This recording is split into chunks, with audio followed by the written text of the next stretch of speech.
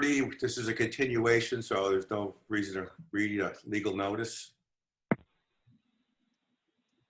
Okay, we're continuing the project, 7 and 9 Lakeview Street at 90 Point Grove Road in Southwick.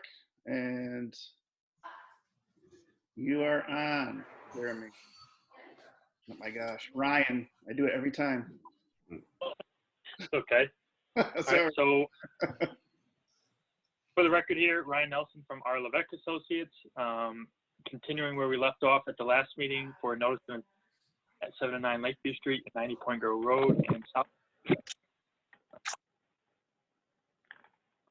We're going to briefly just give a little project summary for those that weren't familiar or not meeting it last time, and then our revision update. So we're looking to, or the applicant's looking to construct a single-family home on 2 different parcels. Portions of the work are located within bordering land subject to flooding and the buffer zone to Concom Lake at the North Pond. On the property, there's an existing pavilion and septic system that will be demolished, and the site is going to be regraded first so that the pad sites of the future homes are going to be located above the 100-year flood elevation. And overall, there's going to be a net increase of comp storage, flood storage on site. Once the site has been graded and the stormwater drainage structures are installed, the future build out of the homes will not be located within the buffer zone to the lake or bordering land subject to flooding. A portion of the proposed site grading is located on parcel 78, which you are mostly all familiar with as the Cove banquet facility.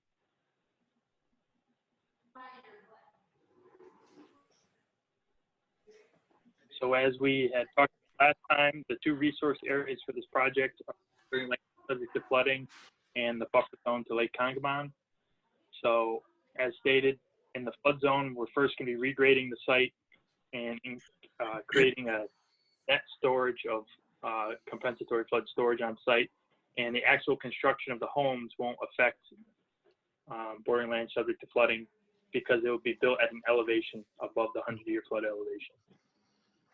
And then work within the buffer zone is limited to site grading to achieve that comp storage configuration, and the actual construction of the structures will be located outside of the buffer zone. Go to the plans here.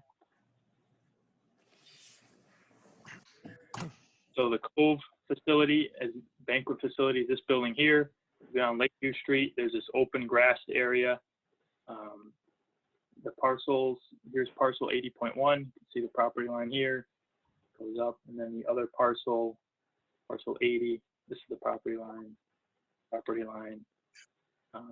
So the site is going to be regraded. We're going to be excavating into this slope here and creating lower elevations, and then that volume of material is going to be moved to the building pads sites, and overall you can see that increase in flood storage well in excess of what we need at the 3 elevation increments that this project's site grading is involved with. Erosion controls, silt fence around the limit of work. Some of the revisions from last time, DPW comments, were the stormwater filtration chambers that would catch roof runoff from the proposed structure. We have to swap those out with a more shallow profile chamber, and it will maintain the setback distances between seasonal high groundwater, as well as give us enough cover on top so they can have a backyard. We'll get to that cross-section profile in a minute. Another revision was the proposed sewer connections. There was an existing sewer line that went across the parcels. So it served the Cove, went across the parcels through an easement, connected to Lakeview Street. We did test bits, I want to say about a month ago, to verify the depth of that existing sewer line. It was installed very shallow, and it's going to be in conflict with this excavated comp storage area. So we're proposing that the line either be removed completely or cut and capped in place. And there's going to be 3 new sewer connections to serve each parcel connecting to the existing sewer main on Lakeview Street. Other than that, we have added proposed wells to service the home, likely located in the front yards. This here, parcel 80. Right now, we're just proposing site grading on that parcel. The owner doesn't have a definitive house footprint picked out yet. So under this notice of intent, we're just preparing the site for home construction with the intention that the actual construction in the future would be located outside the buffer zone. There's a 100-foot buffer zone. And then the construction would also be above the flood zone elevation of 229 because this finished pad site will be at 230. So the intention is that we're prepping the site, and in the future, notice of intent would not be required when they want to actually go and build. It'll be in that dotted line rectangle Yeah. where it says parcel 80? Yep, that building envelope right here. Okay. And that's not going to change? Well, if it does, they'd have to come back. Okay. Right. Yeah. Yep. All right. If he Any wants a revision? yard or anything, yeah. Right. Yep. So getting back to the cross-section profile that I believe Dennis and DPW required or was requesting, we have provided that. You can see that. Ah, there it is. May make some better sense. So this is 20 scale horizontally, and it's an exaggerated 1 inch equals 2 feet vertically. So it looks steeper than it actually is on site. So starting from the lake, if you're looking north, like a north facing profile, starting at the edge of the lake here, roughly around elevation 224, you have your existing grade sloping gently, and then proposed grade is this line here. So this is the filled up for the pad site of the house. And then you have a little dip towards the driveway, and then the driveway gradually climbs up to Lakeview Street. We did test bits on the site, and seasonal high groundwater to be at an elevation of 224.5. So just for schematic purposes, we showed a house with a full basement, which is what the applicant desires. Here's your footing, your basement slab, 8-foot basement. Your top of wall elevation is well above the 229 100-year flood elevation. We're showing the stormwater infiltration chambers here. They have 2 feet of separation as required from groundwater. They have adequate cover underneath, above.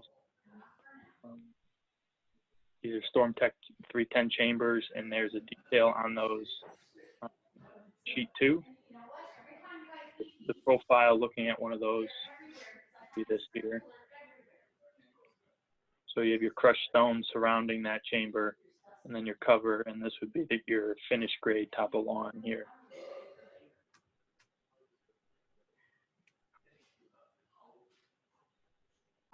Yeah, that really helps a lot seeing that. Yep, we're proposing 12 of those chambers, which provides more than adequate volume to store a 1-inch rainfall event from all the impervious surfaces of the home and the deck and the garage. So those numbers are provided here on the plan. I think that covers all of the plan revisions that were requested. If you guys have any questions, let us know. Oh, Right. excuse me. Ryan, I just have one question about the sewers. You had mentioned they're Yep. going to be cut and rerouted. Where are they going to be rerouted to? Sure. So that existing line is going to be, you know, if it's in conflict to where they're excavating, obviously it will be removed. Right. Place where it doesn't need to be removed, they may remove the thing entirely. We're not sure what the exact depth is across that whole stretch. But the new sewer connections, so out of the cove, it would be right here. Okay. Coming down, there's an existing grease trap here that would tie into it. All right. Then the sewer would come down and angle, and we were told, if possible, try and make the connections at manholes So we're showing that for Mr. Brown's request. Right. So he's aware of what has to happen, right? Yes, yep. Can I interrupt for just a second, Ryan? Doug, can we tell where that background noise is coming from? Is there a way to find out where the dog barking and then background noise is coming from? Sure. Okay. Who's got the dog? That's easy. Might be mine. Oh, It's easiest just to go on mute unless you're gonna talk, bottom left. Correct. Thanks, Doug. I didn't hear that, so that's, I don't know. Thanks, Ryan. Okay, yeah, sure. thank you. Okay. So for the proposed home, the sewer connection is going to come out of the front face of the house, come down here, angle at 45, and then connect into the existing sewer main here. We weren't able to go to a manhole in this location because of the property line crosses here. We'd have to get an easement for this stretch. It just makes more sense to keep it within the same property, a little cleaner that way. Right. And then for this future home area here, same thing. There'd be a stub sewer service connection. This isn't final, depending on where the house ends up, but it would connect right Is here. it This going existing. to have its own stub, or is it going to be tied to the other house? No, these are all going to be independent. Okay.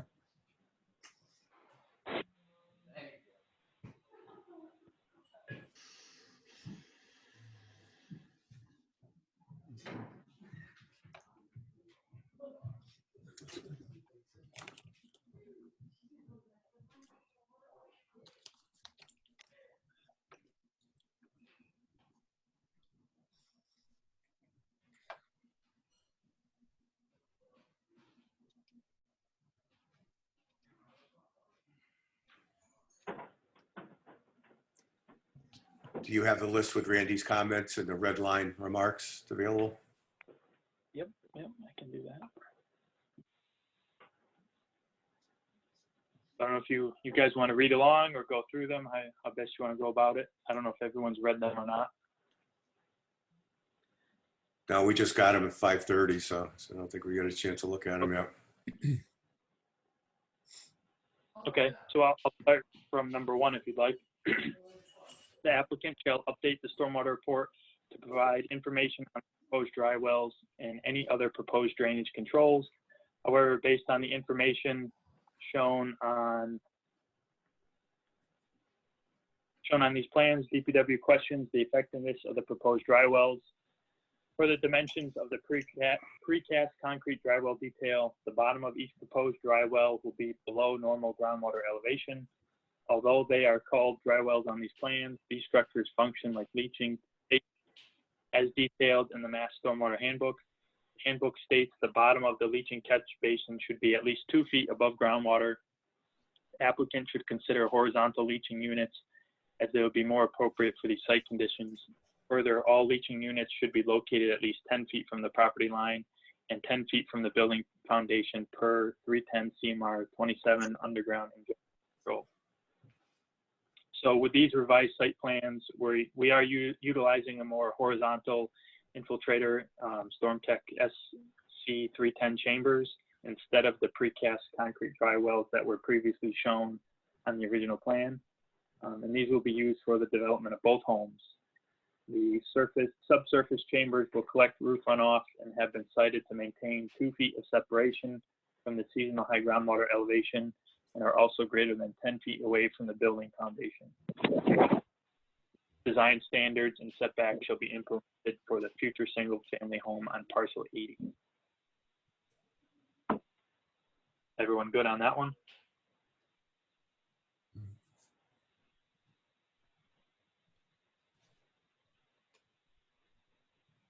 Okay, hearing none. Number 2, as part of the stormwater report and analysis, the applicant shall note the size of the impervious area compared to the size of the proposed impervious area once all properties are fully developed. So our stormwater management permit application has been updated to the best of our current knowledge.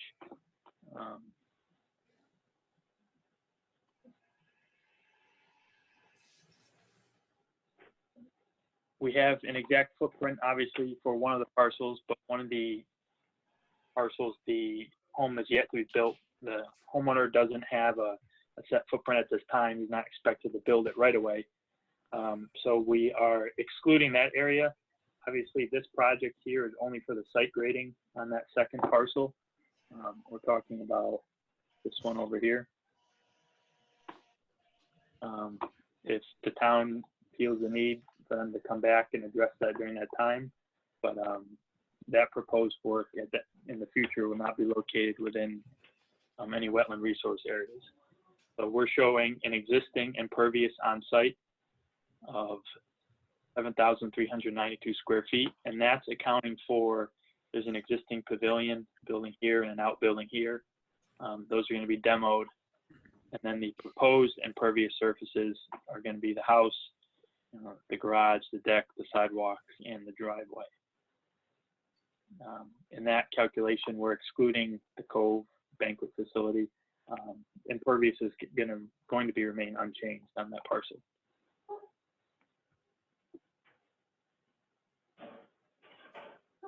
Number 3, the applicant shall provide details on how the existing sewer line is to be abandoned in place.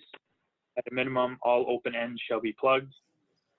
Our response: the existing sewer line will be removed if found to be in conflict by the contractor with excavation or site grading. If the existing sewer line is not removed in its entirety, remaining segments to be abandoned shall be cut and capped in place. Number 4, the applicant shall coordinate the sewer lateral connection locations with the DPW. These connections should be made into existing manholes or at chimney locations that were installed with the sewer system where possible. DPW can provide the locations of these chimney connections to the applicant. That makes sense to us. The contractor or property owner will be responsible for coordinating those details. Mm-hmm. Number 5, there is no town water along this section of Lakeview Street between Point Grove Road and Lakeshore Drive. The applicant shall provide additional details on where these proposed services are to be connected. And the revised site plans show the proposed homes will be serviced by private wells. Those are located there and right there. Number 6, the applicant shall provide details and profiles for proposed homes to be built on both parcels, in particular basement/crawl space elevations, as they may impact the compensatory storage calculations. So we've provided a cross-section profile for the development of the single-family home on parcel 80.2. As shown, the site will be first regraded such that the pad site for the homes, finished grade elevation of 230, is above the flood zone elevation of 229, and therefore there is no hydraulic connection from the 100-year flood zone elevation to any proposed basement and will not impact compensatory flood storage calculations. So if you go back to that cross-section profile, here's your proposed grade right here. Here's the side foundation wall of the house. Here's the flood zone elevation. So the flood waters, this is the max in 100-year storm. So the finished grade is higher. There's no way those flood waters can reach to that exposed wall. There's no hydraulic connection there. It looks like a pretty steep slope from here. Is there going to be a retaining wall, or how is that going to be supported? Nope. Well, the alignment, if you're looking at the plan, that cross-section profile samples along a line that goes through the property starting here and ends at the street, and it was over 300 feet. So in order to effectively show 300 linear feet on the plan, you have to exaggerate the vertical scale. Mm-hmm. So I mean, over a distance of, 50 feet, you're only going up 3 feet. I see. Mm. It's a little deceiving looking at it on this scale. Right. Yeah, so it's a 6% slope. So. Yeah. And the handicap ramp is 8.3% for perspective. Okay. Number 7, for Board of Health records, there's a former septic system and leach field located in the proposed cut between parcels 80 and 80.2. Applicant should provide details on how the septic system and leach field are managed if disturbed during construction. So that existing septic system is located in this area here, and it serviced that existing pavilion, which is going to be demolished, and the septic system associated with it is going to be removed as well.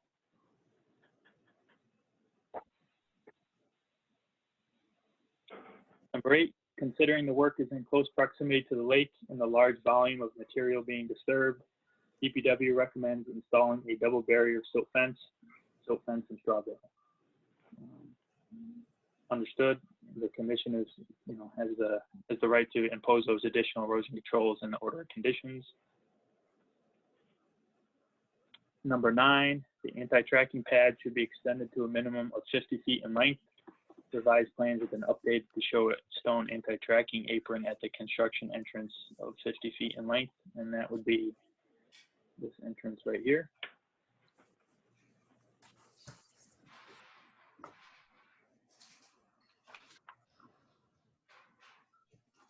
Number 10, the applicant should provide details on the reduced overflow parking behind the cove and the new number of parking spaces it can accommodate, as this may impact the permitted occupancy of this building. So the area they're referring to is,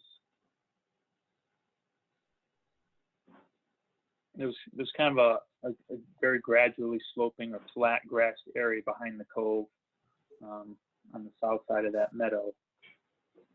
And apparently it's used for overflow parking for the cove during, larger events. We are proposing to modify the grading in this area so that the vehicles can still access this area if they so choose. We're not going to be disturbing any ability to park in that area that would differ from existing conditions.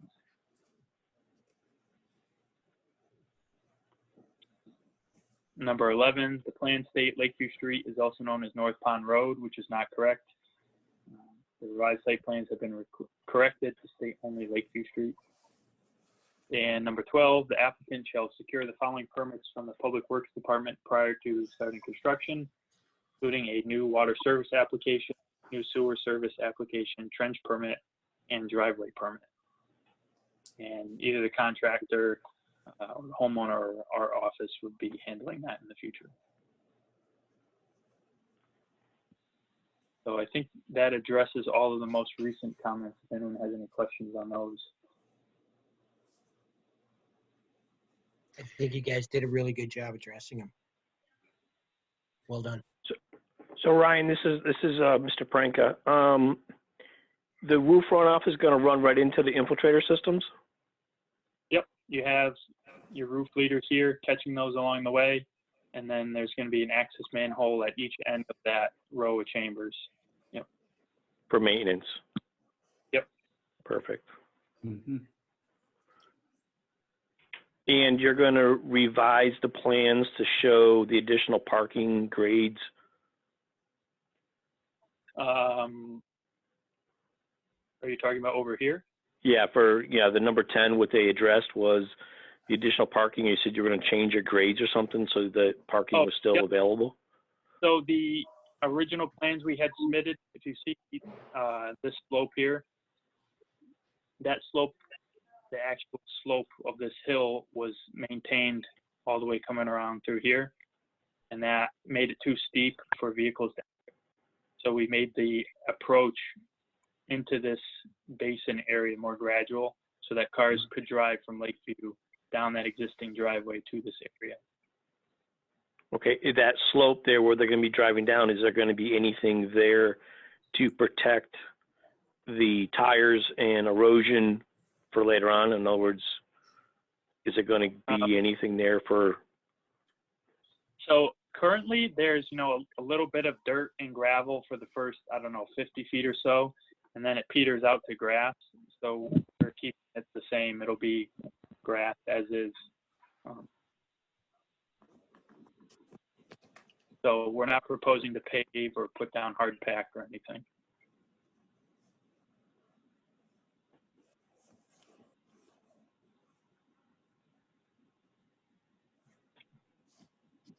And the plan's only showing one row of silt fence now, or two? I can't see it up there. So silt fence is located, it starts here, going along the back. Okay, so it's only showing a single Yeah. row of Yep. silt fence. Okay. You could throw a detail on there, put a detail with a type of silt fence, erosion control. With stake, hay bales, and 2 silt fences. Yep. Sure, yeah, we can add Yep. that to that detail. Mm-hmm. That'd be good. Yeah. And I believe Randy Brown is back. He's in tomorrow, so we can get these plans over to him and Dick. And as soon as they sign off on them, we could schedule another meeting. Okay, that'd be great.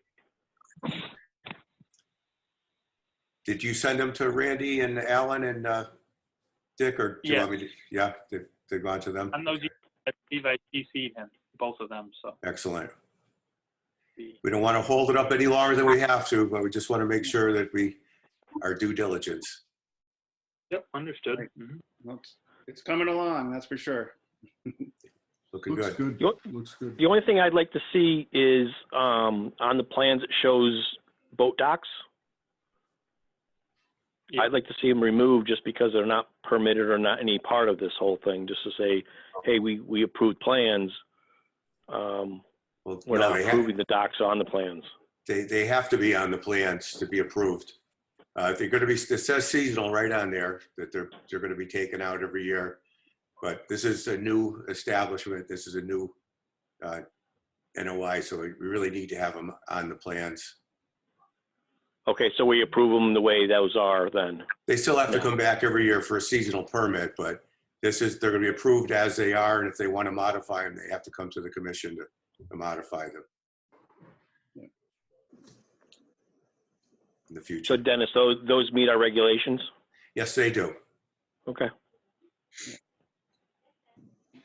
And they're already in the water.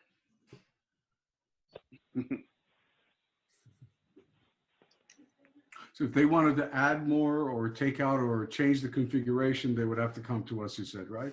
That's correct. Yeah. Okay, all right.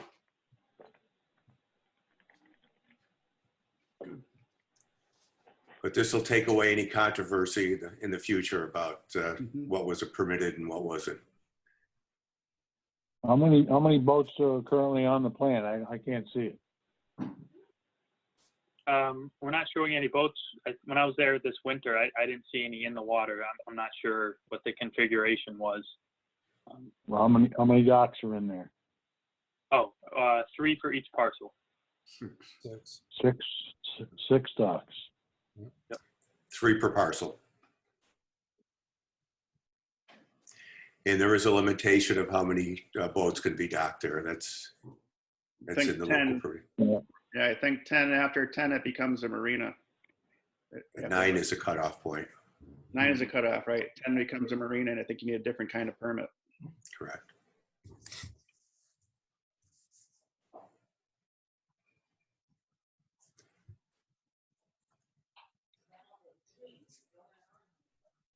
Dennis, those docks are not obstructing any navigation, correct? That's correct. That's why he moved them. The docks are far away from the canal as possible. He Okay. could have potentially put more docks closer, but that's not a good idea. Harbor Masters looked at the plans, and this is what they came up with, the best solution. Yeah, and especially in that point too, that's like a kind of a pinch point because sometimes boats will congregate there to wait to get back through the canal. So Yeah. you get a lot of traffic right in that area on the 3 docks to the left. So it's good to have them as further away from that canal as possible. Okay.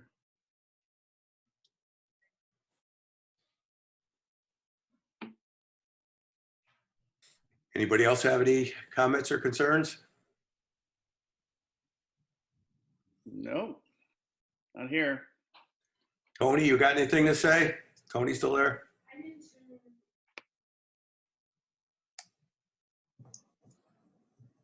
I guess not. No.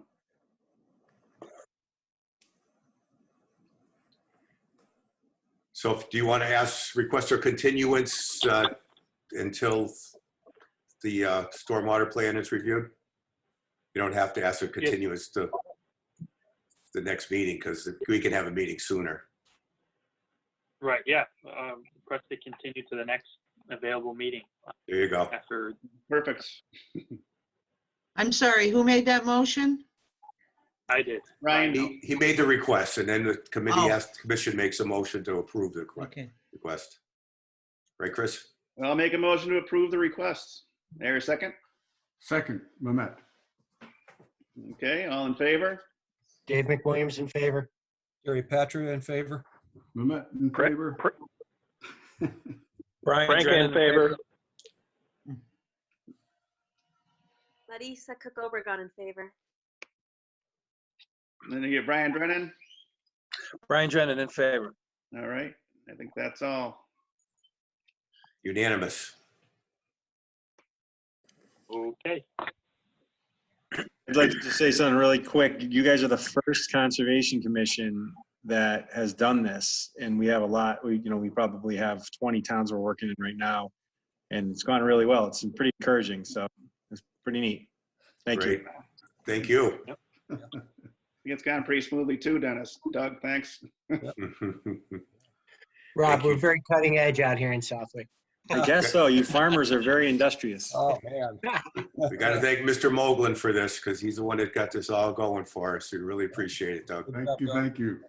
It's being run by a windmill.